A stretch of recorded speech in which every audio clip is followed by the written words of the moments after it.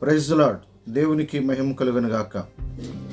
ద్వితీయోపదేశకాండం 31వ అధ్యాయం 8వ వచనం. నీ ముందర నడుచువాడు యెహోవా, ఆయన నీకు తోడయుండును, ఆయన నిన్ను విడువడు, నిన్ను ఎడబాయడు. భయపడకుము, విస్మయమందకుమని ఇశ్రాయేలులందరి ఎదుట అతనితో చెప్పాను. మోషే నాయకుడిగా నడిపించి తన నాయకత్వం ముగుస్తున్నటువంటి సందర్భంలో క్రొత్త నాయకుడైనటువంటి యెహోషువను నిలబెట్టి ఇశ్రాయేలీలందరి ఎదుట యెహోషువతో మోషే సెలవిస్తున్నటువంటి మాట.